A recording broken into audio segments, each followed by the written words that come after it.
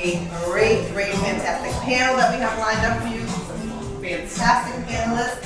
I'm going to turn it over to the Director of Healthcare Recruiting, Bobbin. But I just wanted to thank Solange. She helped me along the way put this great panel together. She's also she was recently promoted. What's your new title? Associate Director. Associate Director. So she helped along the way. She really felt very passionate about this topic, and welcome everyone. My name is Radia, for those who don't know me, sorry. Director, Diversity Partnerships Liaison. I'm giving myself a director. Goals. Well, you are the director when she's not here, right? Exactly, yes, you are the interim director. All right, everyone, welcome, and thank you for being here. My name is Bhavin Shah. I'm a senior director with Pride Health. It's our healthcare staffing arm as part of Pride Global. We are excited and encouraged to have all these wonderful panelists here, and especially I do want to give a quick shout out to Sandra for being the brave, strong woman to take the first vaccine in all of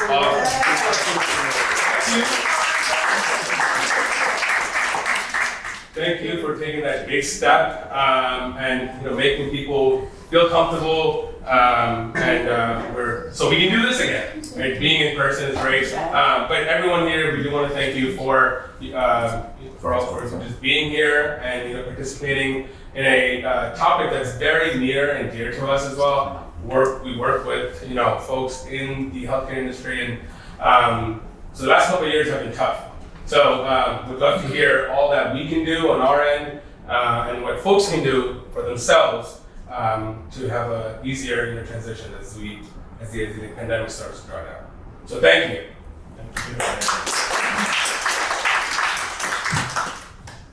All right.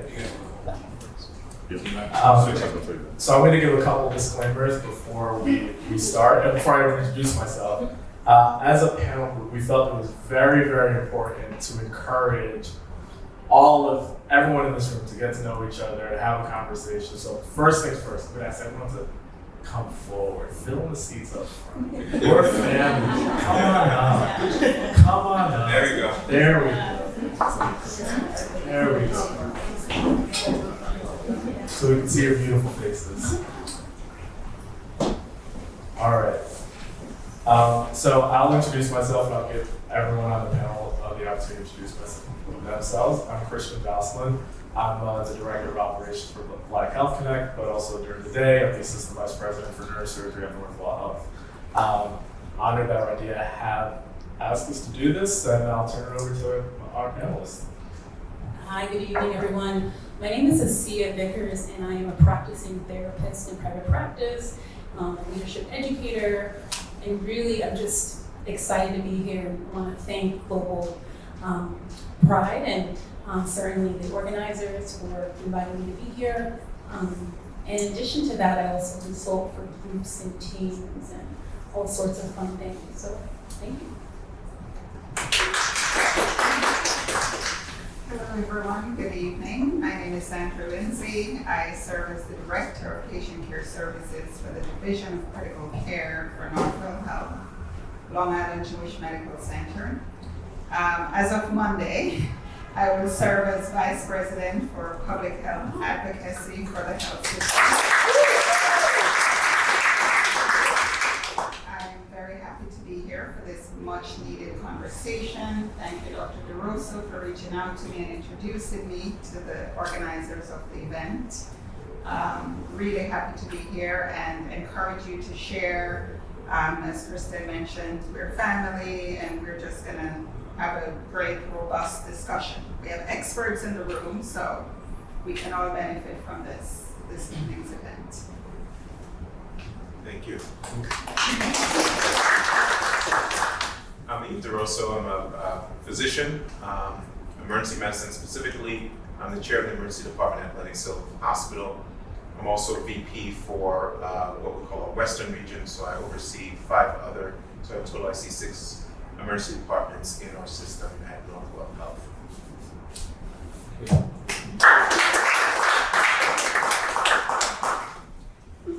Thank you. So, like we had mentioned, we want to have a candid and open conversation about mental health and what it means to care for that part of yourself as healthcare providers. And part of this is want our panelists here to share their insights and answer some questions, but we want to include you all took the time out of your days to be here and to learn. So, the first question. I'll pass it over to Dr. DeRusso to start off. At its most basic, how did you navigate the pandemic? You need a team of ED providers at the front line of healthcare. How did you navigate the pandemic yourself? So, big question. But one, to be honest and to be frank, that I wasn't prepared for. I've always my pride in myself is being able to have answers for questions. That's why I see my value. You come to me for something, I'm an emergency medicine doctor, whatever walks in the door, I got this. I'm gonna figure it out. But I have to be honest. I was confronted very early on. I remember one of my doctors called me. She happened to be end of March, happened to be in Turks and Caicos, and then just the rest, 2020, and it just went crazy within 1 week. But she was there, and she calls me, and she was junior to me, but a leader, part of my leadership team. And she goes, "I think I'm gonna spend another week in Turks and Caicos." I'm like, "You know what's going on? Like, I need you." Like, what do you mean? And then she starts scrambling, and she's like, I'm like, "Are you ever coming back to New York?" And she's quoting statistics about the cases in New York and about the cases in Turks and Caicos, and she's there with her child, her husband, and he's a practicing physician also. And you could hear the fear in her of what was going on. And so, I really had to pause, and what do I say to that? I can't say, "Well, you need to be here," you need to get here. So I had to quickly learn, and then there were stories, compound stories, just after and after. I really had to learn how to change my outlook on what it means to be a leader. And I had to realize that sometimes I didn't have the answers. And the only thing I had was to show empathy, to really dig deep, show that empathy, no matter what I was thinking in my head, like, "You need to get back." I couldn't say that. I had to say, walk her through it, understand what her concerns were, how we're gonna get through this together. So it's really leading with empathy. We always hear these things and we're like, whatever, just a catchphrase, but I really had to learn that. And I actually started reading about what that means and about really listening and, as a leader, where before you tell me something with it, I wouldn't even let you finish a sentence. I'm like, "I'll fix it," But you couldn't do that in this situation. And I didn't have answers for her. And she was already like, "Well, if I do come back, are you gonna have an apartment for me?" I think about that, I'm like, "What?" You'll get a check, but I have an apartment? Like, what does that mean? But really, it was about her fear. And we had to address her fear, was really what she needed at that moment. And that pretty much set the stage for moving forward of how I had to change and adapt to this new situation. That was a common theme early on. I think what everyone remembers why everyone's gravitated towards the former governor of New York's press conferences. He acknowledged what he knew, what he didn't know. To hear Dr. DeRusso talk about that and the vulnerability that it takes, I think is an important part of leading teams through something like this. Sandra, anything like that? Yeah, I had similar experiences. Like Dr. DeRusso, I also pride myself on having answers for my team. And I remember specifically one day was a weekend, because by then now we're working 7 days a week. And I just went in the surgical intensive care unit to, greet the team round, and I stopped at the sink to wash my hand, and I turned the water on, and it was just a flurry of questions. And the needs, we need showers, we need scrub machines, we can't go home, and what are we gonna do, and what's next, and I just stood there stuck with the water running in my hand, about to wash it. And I just had to stop and listen and acknowledge what the fears, a lot of them were afraid of taking home this virus to their elderly parents, and fear for themselves. And I just had to stop there and listen and take all the questions, take all the frustrations they were feeling. It took a different level of leadership. I really had to go back to the drawing board and read as well, and go back to what worked well for me before, which is connecting with people, understanding what they're going through, acknowledging it, and also sharing my vulnerabilities, Kristen. I think that was very, very important for them to know that I am feeling the same things that you're feeling, and every day just being visible and being there for them. Just getting on that thread of fear and addressing the fear. Something that you mentioned just now was that leadership of, our former governor. And I just remember so vividly, folks would crowd around the TV. There was a lot of coverage, and people were drawn to that, regardless of their politics. And I think, just from a psychological point of view, and a leadership framework point of view, he was providing a sense of safety, even if it was an illusion, right? This idea that a level of protection, right? Oftentimes in leadership, you look for those in leadership and places of authority to give you direction, right? Protection, and a sense of order. And so I want to add too, I also was reading and at my point of like, wow, we're getting a floodgate of folks that are in need. And how do we provide answers when really, like the rest of us, I didn't have the answers all the time. And so really immerse myself in reading as well. But yeah, it's just how do you navigate through the murky waters of uncertainty and chaos and disorder? No, thank you for that, Steve. And to piggyback off of that, in your practice, how have you tried to support folks who've been on both sides of the pandemic, those working on the front lines, those having to care for those working on the front lines, those having to hear that constant newsreel of what's happening? And even though we're on sort of the backside, I thought I saw a story that in a few months the pandemic's going to be over. What have you seen in your practice? I want to say, I want to answer it, but I want to acknowledge, I have such a deep amount of respect and appreciation for those on the front line, there was some difficulty. I see some folks, I'm going to make some assumptions. I'm sure many of you perhaps were navigating the difficulty of in home learning with your little ones. Perhaps there's some moms here, or perhaps, you had to put your scrubs on and hear these reports and seeing some head nods. And so I want to acknowledge my gratitude and appreciation. And I think I bring that into my practice, right? I have really beautiful, diverse caseload of folks I get to support. And some folks are, doctors, some folks are partners at law firms, and some folks are students just trying to survive in New York. And so to answer your question, I think for me, it's really just trying to lead with empathy, but also lead with a sense of accepting what is. Part of it is just accepting, we don't know what's going to happen, but we can be present and we can work through this together. No, thank you for that. There's a couple consistent themes that are coming out. I think we'll be able to weave those through as we continue the discussion.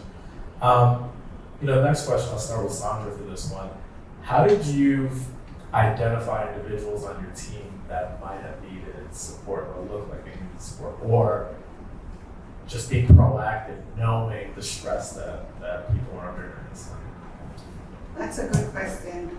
Pre-pandemic, I'm very involved in my team. I'm out there, I'm visible, I know people by name, I know something about people that I can connect with them on beside work. And this one particular nurse, I just watched her pre-pandemic. She was so engaged and involved in social issues. The last one she was heavily involved in, she wasn't happy with how we discarded our waste. particularly, or plastic. She was very much about the environment, and so she started an initiative to make sure we had more recycle bins in the hospital. And she was just one of those go-getters. And I watched the joy being just sucked out of her, so much so she couldn't even look at me, no eye contact at all, until she just could not come back to work. It was affecting her home life, her physical health, her mental health, and she just left one day and has never returned after the first wave. And she's just one of the many stories. So I'm very observant. I talk to people. I talk to them about what I'm feeling, so they feel comfortable talking to me about what they are feeling. And a lot of it was listening to people, sharing what I'm doing to take care of myself, and making them feel comfortable and safe with sharing with me. Thank you for that. Dr. Grusso, anything to that? Yeah, so, as part of my research, I can't take credit for this. I had my data analyst get the numbers. I told her I give her credit for it. So, these are the numbers. 62% of nurses, 42% of doctors are feeling burnt out during this COVID era. And what that leads to is a 200% increase in medical error. So this kind of burnout and stress impacts the care that you provide. All right? Physicians and nurses die by suicide at a 2 times greater rate than the general population. That's astounding. But only 13% are receiving mental health services. And we have a particular issue amongst our BIPOC population, where they receive even less mental health services. So the statistics go on, but I just wanted to highlight that. And the biggest thing out of that is that often people don't seek help themselves. They often have to be sometimes something catastrophic where they have a total breakdown, and then they seek the help. Or sometimes it's family, friends, or peers who get them there. But the problem is, and I think this is changing, we often don't recognize the signs when people need help, or do we know what to do or how to handle it? And I think, if there's any silver lining that's coming out of COVID, it's the fact that we're even having these conversations. Quite frankly, how many times you went to a mental health talk about your feelings before COVID, or that we ever did? And I was reflecting on this, and I think part of it also for the BIPOC community is it's a cultural thing. And I was thinking about growing up with my parents, not their fault, but as immigrants from Haiti, working 2-3 jobs, they didn't have time for this.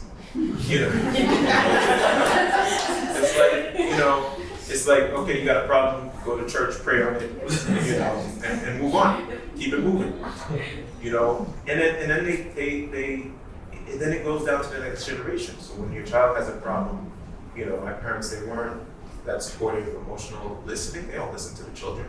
It's not a thing. And so I'm learning that with my children. And even with my daughter who's 19, it took me a while, it took my wife a while, because we were doing that old school model.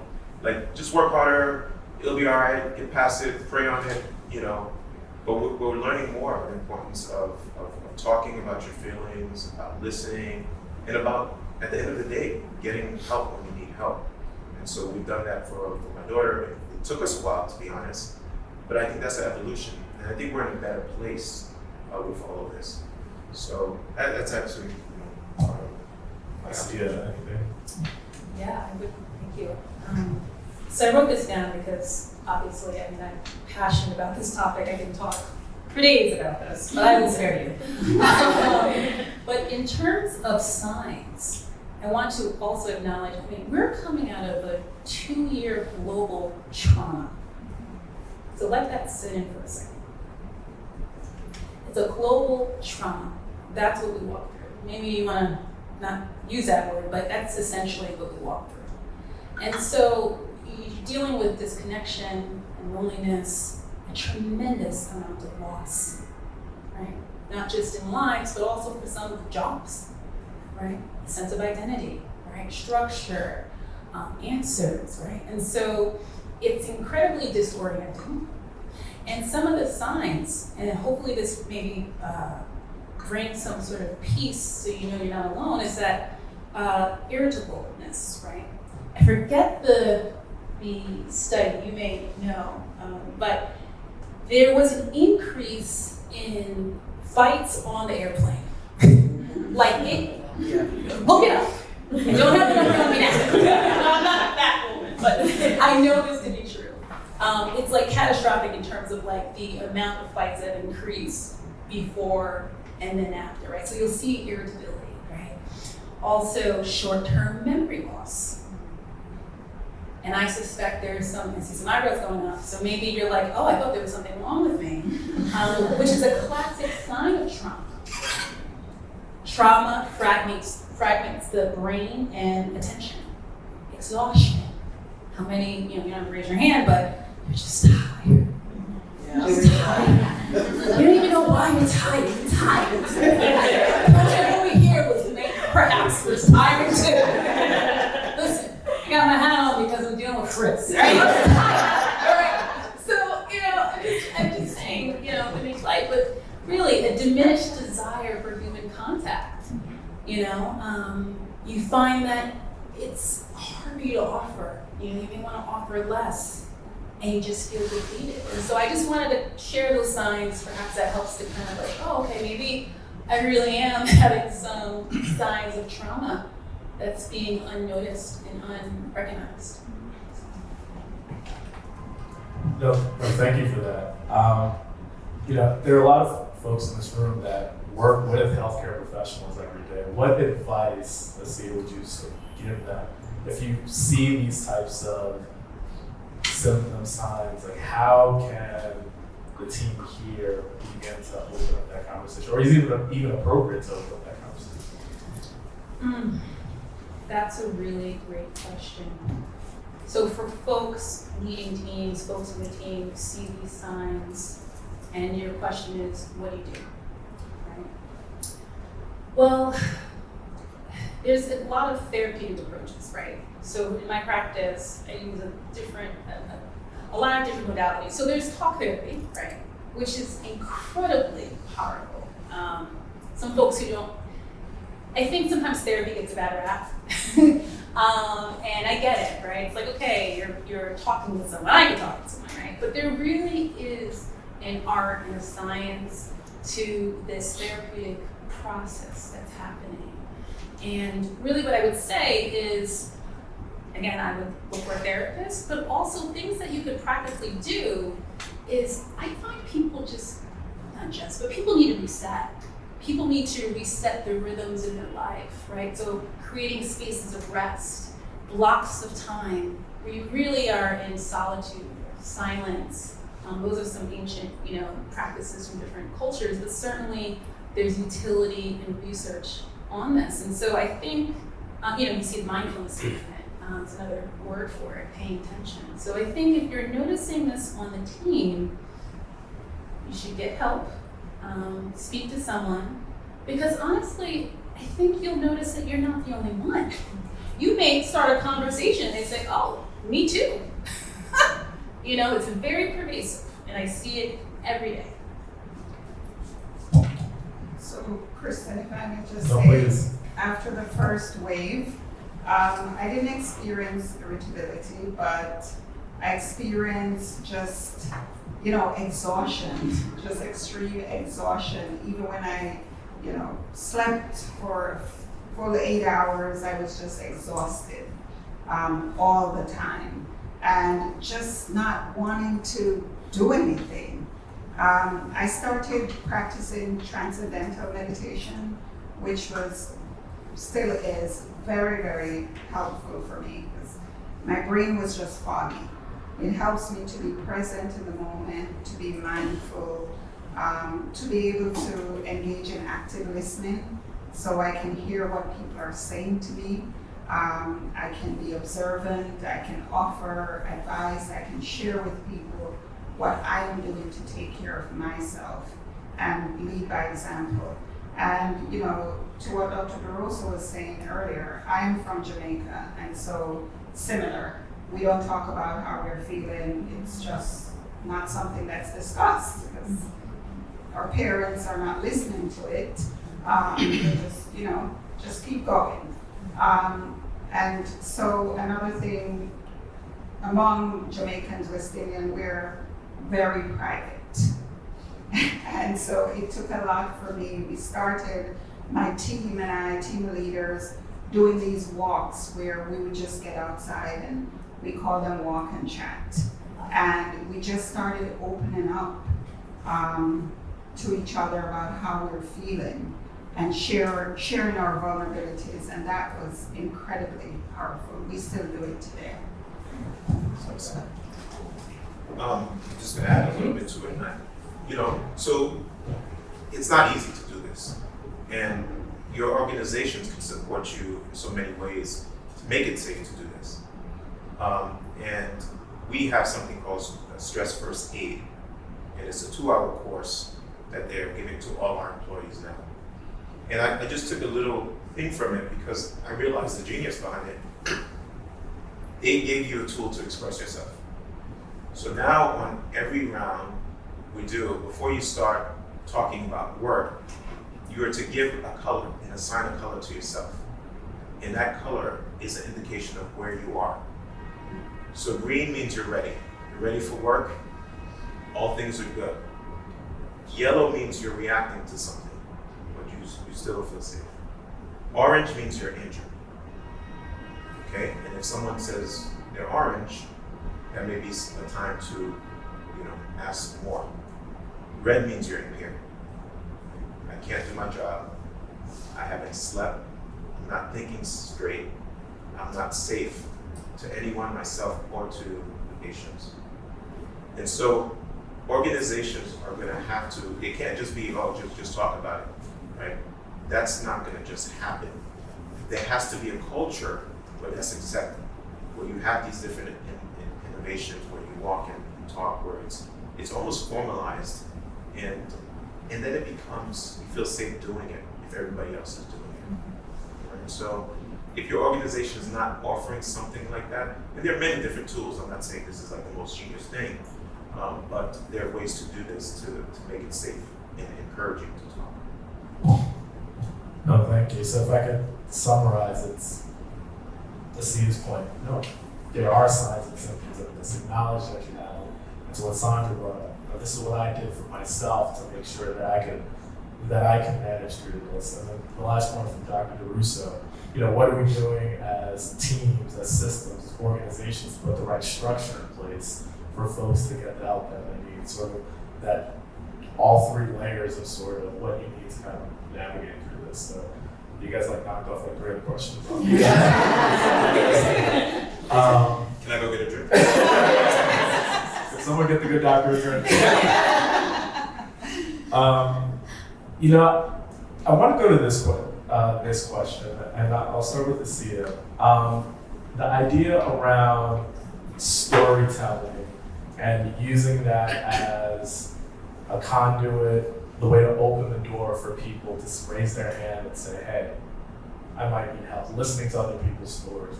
Anything you want to comment? Yeah, absolutely. I mean, I think storytelling can be an incredibly powerful tool. Certainly there's narrative work in the therapy session, but also just in organizations where you're using the power of storytelling to create community, cohesion, bond. You're creating this, let's call it a holding environment, a container for the work to get done. And so it can be incredibly powerful to use that. I see it used often in trauma work as well, especially if you're having flashbacks or you're having some symptoms, and it's a way that can be done skillfully to help integrate your experience so you can see your experience, your symptoms to lessen, right? So you can use it in an organizational context and also within therapy session as well. So if you find that you're struggling with memories, particularly in the past, narrative work storytelling can be very, very useful. Sandra, your story has been told. I can't even count the times. Anything you want to add to it? So I recently was invited to a storytelling session to share my story.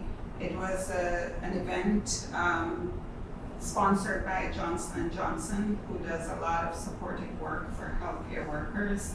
And I was among 7 participants from all over the world to share the story. And at first I wrote the story in a Word document.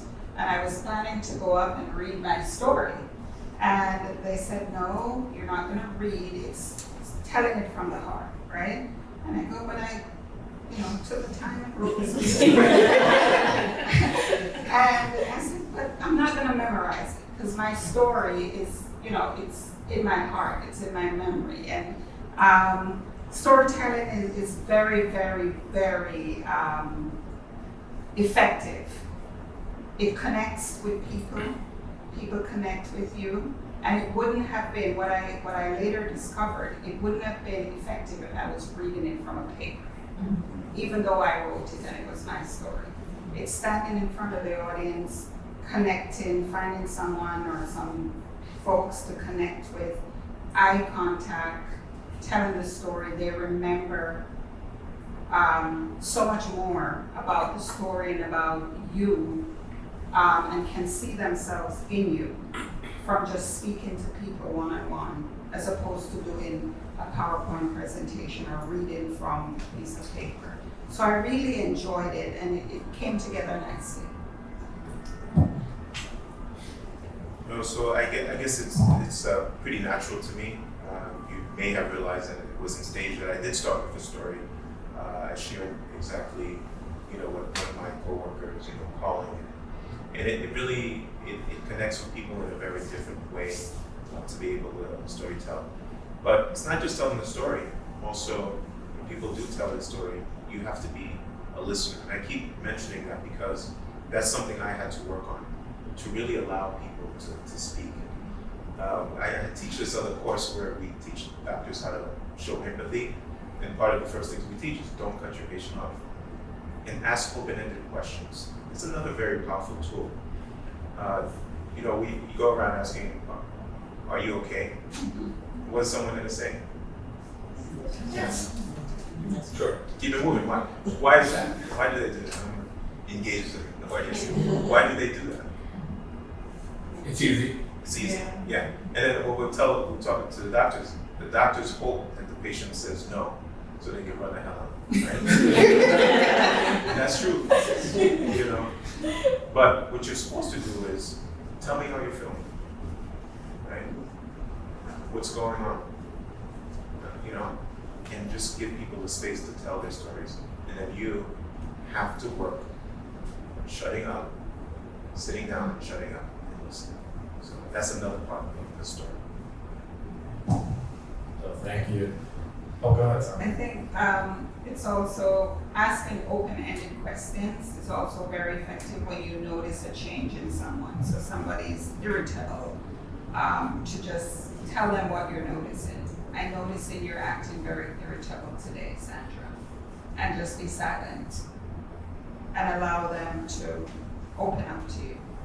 Or perhaps say, thanks for your observation, I am okay. But if you need me, I'll be here. I want to add too, just something that you said just reminded me, it's really, even if you don't know what to say, presence is so powerful. I mean, it's underrated. And oftentimes when we think about trauma, there's 2 main ways in which people become traumatized. Right? One way is something bad happens, that should have never happened. And it becomes a trauma not necessarily because of the action. It becomes a trauma because you suffered alone. And there's something we weren't wired that way, to suffer alone. And there's something even with babies, children, that happens with being able to self-regulate. But they learn it from their primary attachment parent. And if the parent didn't learn how to regulate, And it's more than just subconscious, it's what's happening on the subconscious level. I mean, there's something to it about holding. So being present, being present, I just want to give you so much. Being present, and then also trauma happens when there's neglect. And what I'll add is that oftentimes the neglect is so much harder, actually. It's a little bit more difficult, actually, to bring healing there versus something traumatic happening. So. Listening to everyone, tell their stories, talk about, how you've navigated through the pandemic, how you've addressed teams, identified this, telling your stories. Before we turn into the group for next year, I want to end, this part of the session with a lighter question. I had a routine through the height of the pandemic. I called it my self-care Sundays. It was Insecure and The Last Dance that were on Sundays during 2020. So I like to cook. I would make a nice meal. I would take a bath, and then I would watch Insecure Live, and then I would watch the Jordan documentary right after on delay. That was my self-care. What did you guys do for self-care? We'll start with Dr. Druso. For me, it's exercise, and I do Peloton. You do the. So it's like. Yeah.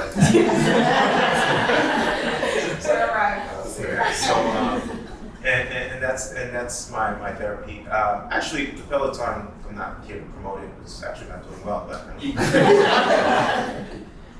the instructors are part-time therapists. They're motivational. They're very positive. And I got a lot out of that during, and then enjoy running. I particularly enjoy swimming because that's the one time I have a great excuse if you can't find me. You can't find me. So even on my runs on the Peloton, I may stop, which is not good actually, right? So I'm not, you are supposed to find that space, and people are supposed to respect that time and space for you. And so, putting those three together, 2 weeks ago I did a triathlon, so I'm always trying to keep myself motivated, and that's my therapy, and that's my family respects that. My wife, my kids, they know that that's his time. So that's very important to me. And I think just to add something to that, we're talking a lot about supporting others, but I think some of you guys may be leaders of people in this room, and I think it's very important for the leaders to take care of themselves. Because often in healthcare, we're very selfless, right? It's all about, well, I gotta help this person. I gotta help this patient. I can't take this break.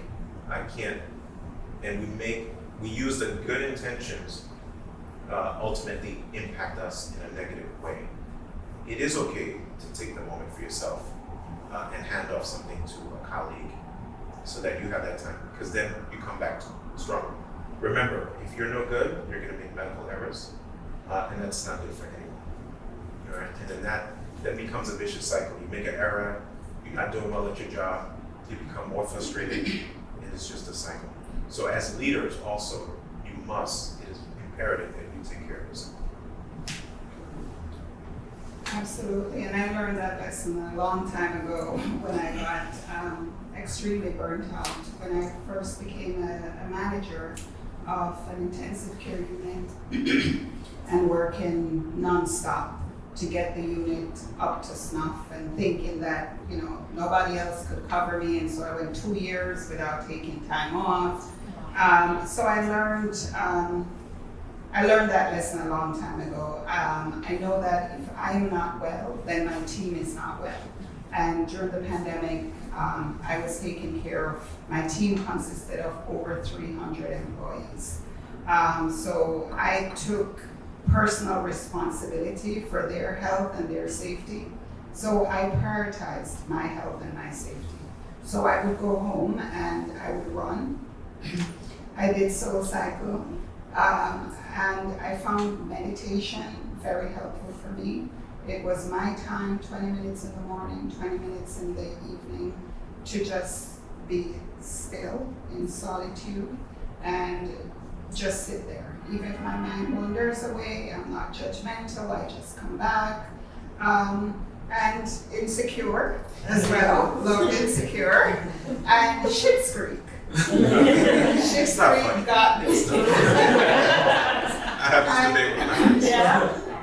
And I also went back to shows that I loved. So I went back and pulled up Girlfriends. And I binge watched that whole thing. Just, trying to find that comfort and connection, going back to a time where I felt good and I felt safe.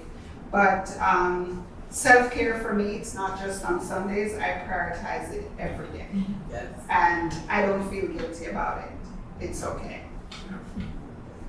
I love the theme up here about exercise because, yeah, that's me. Well, so what do? I love nature. So I love actually the solitude and just being in nature. So doing that. A former basketball player, or basketball track, and so certainly, I find a lot of joy in doing that. And also, I love a really good meal. And so, between that and so exercise, family. I have 2 little ones, and so watching them, whether it's play soccer or skate or whatever, it's a lot of work, but certainly there's some joy in having balance. So that's what I do. Now, do you want to go straight into the activity, or do you want to open up for questions first? Well, do we have any questions for our panelists before we go to the group? Yes, sir. I have a 2-part question. So the idea of, you guys being leaders within your respective spaces, how did you guys handle the trust factor? Because during the pandemic, I feel like that was very big. You heard a whole bunch of things going on. You were really trusted. And then part 2 is, I'm actually reading The Body Keeps Score. So we talk about the idea of healing trauma. How do you guys, I get mixed reviews within the book because a lot of it is centered around, the medication aspect of healing, maybe like PTSD or whatever's going on. Like, what are some of the things that you're seeing of how to heal certain kind of trauma?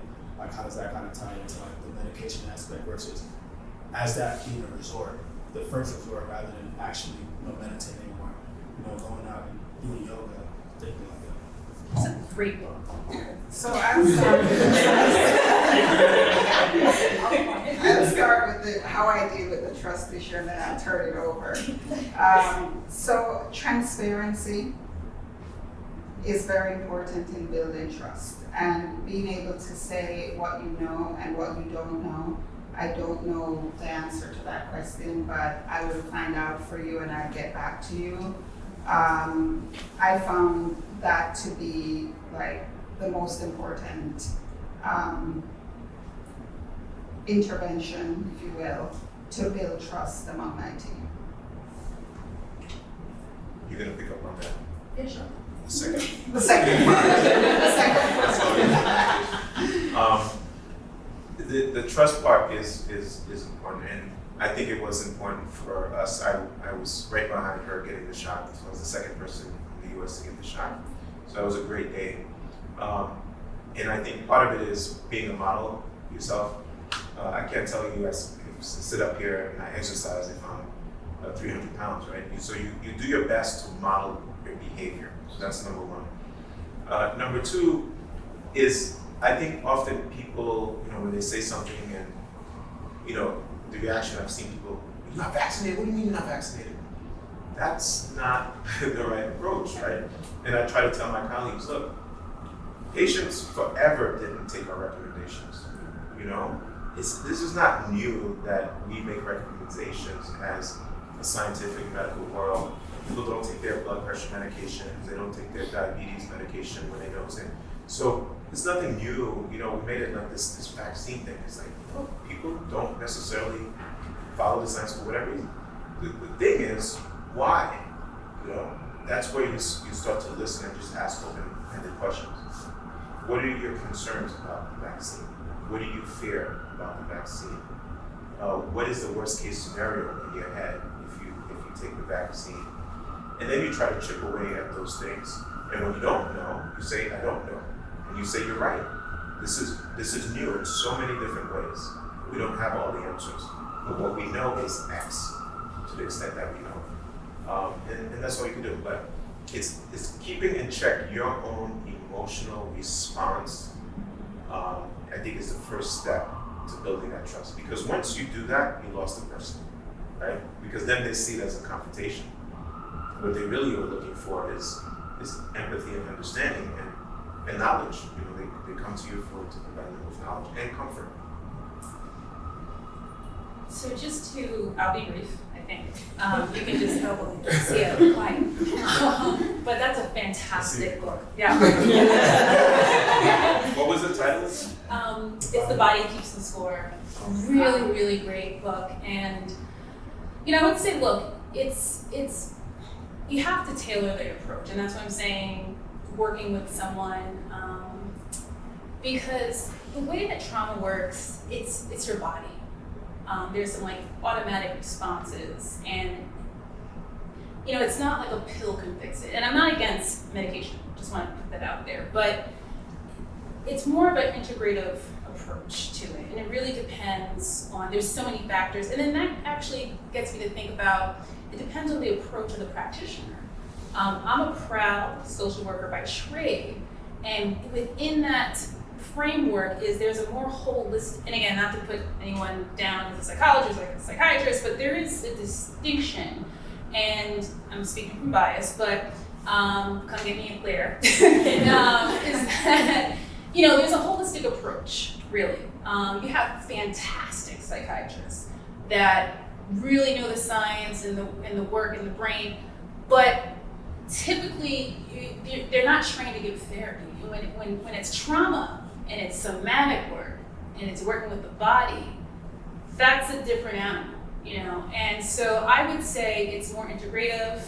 I would consult someone, and again, it depends on, you can have a team of people, there are psychiatrists that refer to me, and I also refer to them. Depending upon the level of the trauma, medication may not be necessary. I guess my only thing is, I'm more concerned about things being masked and not getting to the root and treating symptoms, So again, it's a philosophical approach, depends on who you go to, and certainly it's typically more integrative when you're dealing with trauma.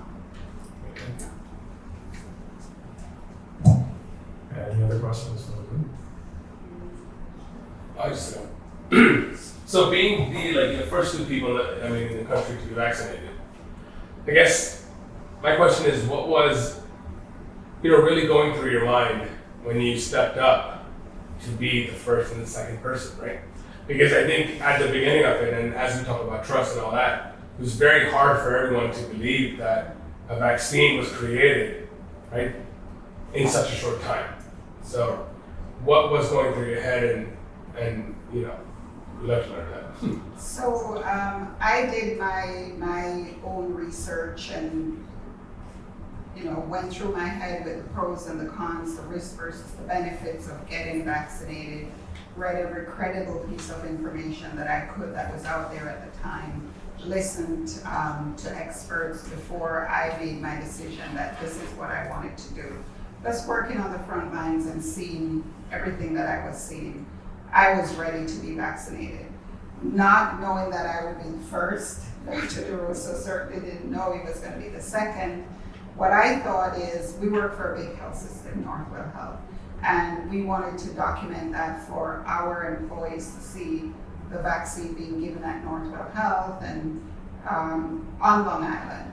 So when I walked into the room, I was blocking out all of the, just the stimuli that was going around, and I didn't even notice all the cameras and the press. I was just so ready to be vaccinated. I was living in fear every single day. There's one night in particular where I was just extremely exhausted. I had to walk up 6 flights of stairs. Well, I didn't have to, but I did, to open up yet another ICU space. And when I got to the top of the stairs, this was after 5 o'clock, after being there from 6 in the morning, my feet just could not move anymore. And I just held on to the wall, a bracket on the wall, and I was hot. And my nurse manager was with me at the time, said, Sandra, you don't look good, you need to go home. And I thought I was getting sick that day. I went home and I felt so bad. I just got on my knees and I started to pray. I said, God, please don't let me die in here alone, because that's how I felt. So I was ready for something to take this fear away and this personal responsibility that I was lugging around for over 300 people, not to get sick. So I didn't do this to be in the spotlight. I knew, well aware of, the history, of our painful history, and I also knew that one shot wouldn't take that away. And so to Dr. DeRosa's point, when I hear people talk about not wanting to get vaccinated, I stop to listen about what are their fears. I don't dismiss people's fears and their arguments, but try to have a really one-on-one conversation with them and not lose them, because sometimes you're able to turn it around. So that day, I was just so excited. I couldn't wait for the vaccine. I was there an hour early, and and where is the shot? Where's the shot? And I was so ready and prepared. And when I got the shot and the announcement came that I was the first in the U.S., it didn't even hit me. I didn't know that I would be here right now addressing you and on multiple platforms sharing my story. That was not the intention. And I wasn't prepared for that day. As a matter of fact, I was saying goodbye as I'm going back to work, and they said, where are you going? We have a press conference at 11 and 1, and I said, what?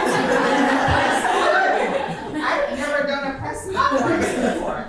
So I got to the location at 8 o'clock. I didn't reach back home until 10 o'clock the night, and I was back in a studio doing morning shows for 6 in the morning. So, and I've been going since. But, all have been very good for me to share with people my story and to help people to make their decision to get vaccinated or not get vaccinated, but just to be healthy. So I'm going to tell you guys, this is breaking news. You didn't know this. I was told I was going to be the first. Yeah. And Governor Cuomo took one look at you and told Michael Dowling, no, you are her. You didn't know that? No. True story. Really? Congratulations. We're gonna leave the fact that the governor pointed at Sandra. After this, too soon. No, so similar to Sandra, I did my research. The technology behind the vaccine, as you guys know, wasn't overnight. It was studied for 20 years. They actually tried this vaccine for HIV, and it failed. So, there were a lot of trials, and before it gets to human, the animal studies, I even went down and studied how many people of color were part of the studies, and at some point I can't quote exactly anymore, to look at that and all. And I did the same thing. I just tried to get to a level of comfort with it. But I also knew there was a bigger picture. By the time we got the shot, millions of people have died. And it's hard to tell. You don't want to, your friends who are not in healthcare, it's hard for them to conceive and understand when you're removed from it. So that's where the storytelling goes, and you try to explain to them. And it was people of all ages. As a matter of fact, the day I got the shot, one of my best friends' dad, who was a physician, was in her hospital. She took me upstairs and went to visit him, and he passed away. So he got, and there were multiple stories like that. And so for me, it was about, again, role modeling it. I didn't know who I was going to meet, but I wanted to be an example, and I got to meet a lot of patients who I also do urgent care with, to sit down with them, go through the science and answer their questions. And to be able to say, I stepped up and did it is a very powerful message. Thank you. Any other questions? Question. Do you find that healthcare workers are getting the help that they need post-pandemic, if we are post-pandemic? I have an EMT in my family, a nurse, and they are exhausted. Like, they have been just traveling, just not wanting to go back to work. And I'm like, are you okay? Like, is everything okay? They're just burnt out, tired. It's been a long 2 years.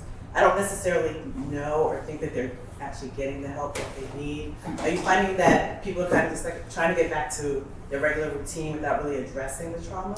Yeah, I think there's definitely that, and I think that we don't have enough therapists.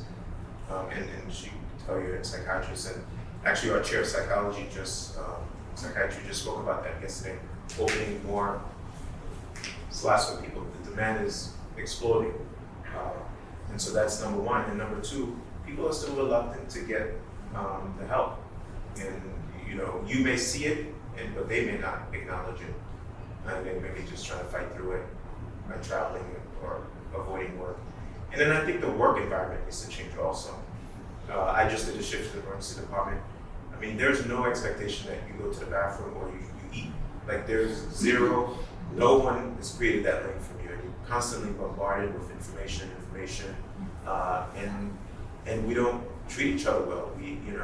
People sticking EKGs in my face, and we cannot continue to function like that. So we have to find a way, and also the hours that we work. I think that as an emergency medicine doctor, you should work more than 8 hours. That's my standard. But we're gonna have to change the culture and the mindset about it. We're gonna have to chasing money, right? That whole cycle that we're on, that sometimes we do to ourselves, and really think about what's more important, what's more meaningful for us in life. I'll just add too, I know we need to transition to some more but really what I would add is that I think you're going to positions in places where there's a desire for you to be 100%. And when we were in the pandemic, people were tapping into their reserves. And it's kind of like a car. You have gas and you've got to fuel up and you're on empty. And I think there has to be, like you said, a change in culture. And that's why I think when you ask practically, what can you do?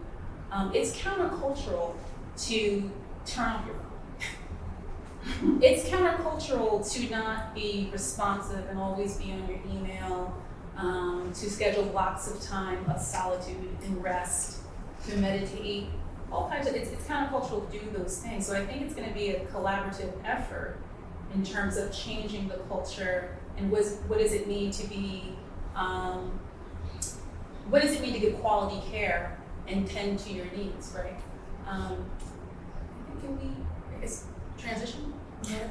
Okay, so we would like you to look to your neighbor in perhaps groups of 3. Some questions, because really,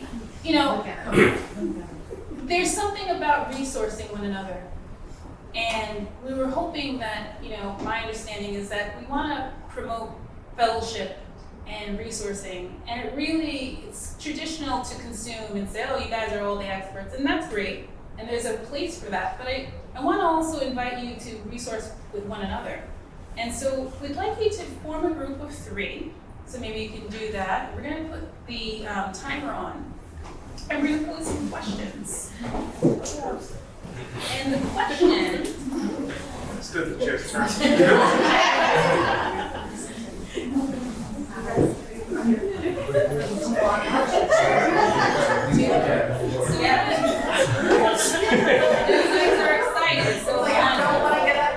Instructions from the teacher is coming in.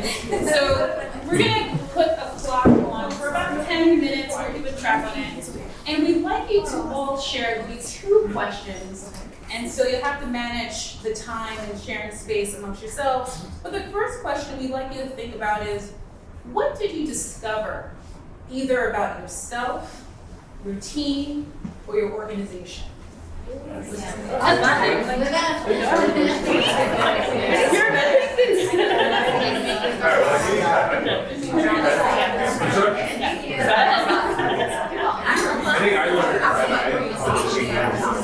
Very vigorous and in-depth conversation, hopefully about the questions that we We closed now. Why are these people making me stay here till?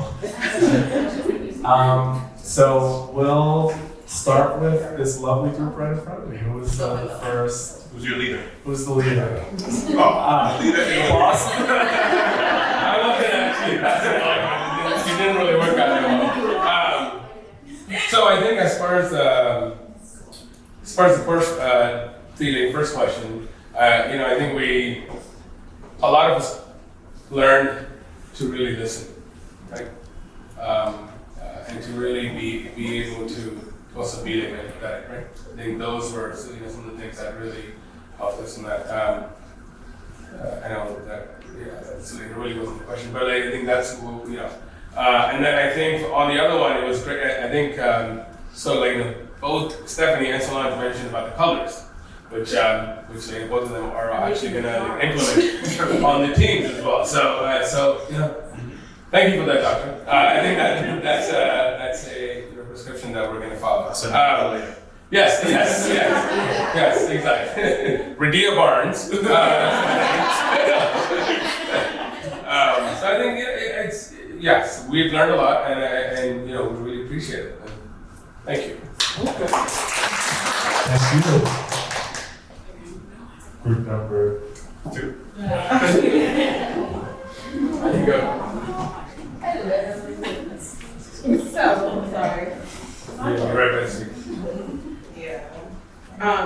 So the first thing we learned amongst each other is it's okay to be selfish sometimes. To take care of yourself, to put yourself first, to step back, and to take a Maddie moment. take a What moment? Maddie. She's mad. There you go. It's important to take a step back, to be selfish sometimes, because sometimes you try to help everybody. I know I'm one to always help, and then I say I'm not helping you anymore. And my mom was like, "That's not you. I know it's not me, but I need that time for me because nobody's asking me if I'm okay." So I think that's one thing we learned. Oh, right, okay, so I think, we were sort of similar. We, realized it was a difficult time, and as things started to open up and get better, it was sort of hard to, we were introverts, we were kind of by ourselves. It was kind of hard to pick ourselves up and get back into the world again, right? And to sort of, start to socialize and et cetera. So kind of just, we're all working on that, but that's sort of, something that we had in common. What was the second? Your takeaway. Takeaway. Yeah, so I guess what I was saying is that during this whole pandemic, I lived by myself. And what I learned is that coming out of this, although work is still a very big priority for me, I think I've learned to balance it a little bit better, right? And, I have parents in Florida. I go see them more often now, right? So I kind of check in with myself to make sure that personally, I'm taking care of myself. And during the pandemic, what we were talking about was supporting one another and listening to one another. And I found myself being very supportive for others as I was working, giving vaccinations and stuff. And I got to meet many different races and stuff, and we all were talking together. And now COVID is rest over, but it was traumatic for us. It was being alone and working, so we had to support each other. And I met this beautiful lady, who is my nurse practitioner. I call her my nurse practitioner. Yes, and I met a beautiful lady who was sharing our experiences. So we learned to support each other. Like I said, I'm not being redundant, but in a way that we said, "You're going good. Is there anything that I can do to help you?" And there were many times we just talked when we didn't have patients or clients to vaccinate. That's awesome.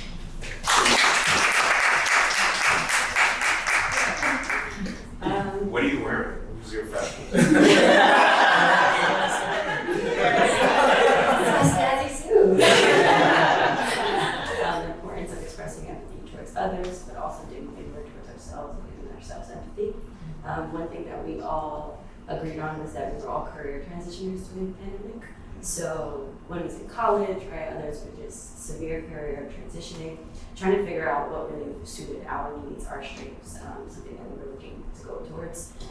And another thing we learned was, now I'm blinking. I'm thinking about the suit now and the shoes.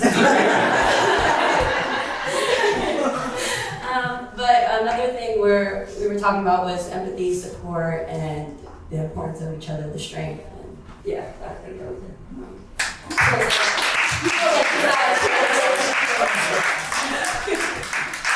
You know, I did have a statistic here. The statistics I shared about the mental health, we gotta watch our young folks. Our young folks in particular, not only COVID, but George Floyd, and all the other things you know, our brains try to make us forget so we could survive. They went through some rough times, especially once transitioned from high school to college to the workforce. Imagine what that's like versus you as a mature adult who's been through and has some resilience. So we gotta really watch our youth and, you know, as they transition back to what we think is normal, but they'll never be the same. And so I think, you know, I don't want to pick on you guys, but you definitely look like a younger crowd and wanted to shut you guys out. So, yeah. Is it noticeable? Any last questions, comments from the audience? You guys have been amazing. Would love to give you guys the last word. I think we can say we appreciate you guys for sharing. Yes.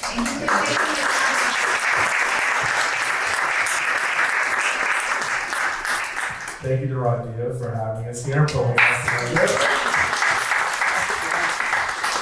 Thank you, Solange. With her vacation tan. Yes, thank you, everyone. I want to thank the whole Pride Health team. Listen, this was for you. They were really passionate about this. They want to provide a service. You know, they love their clients. I was here for Solange and Denise. They really love their clients, the people that they work with. They really want to, they already have a relationship. They form these beautiful relationships. As you can see, people came out. So this really was a great event. I'm so happy that we were able to execute it and get it done. Look at this powerhouse panel that we had.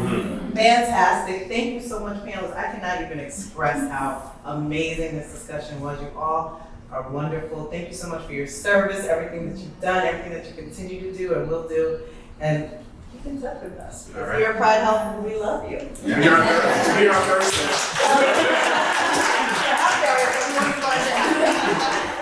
So we have like another 30 minutes. Bob, you want to Yeah. No. I think you covered it all. Thank you very much. Our fearless leader. So yes, we have like another 30 minutes. If you want to grab some more wine, chit chat, feel free. I'll turn the music back up. Thank you.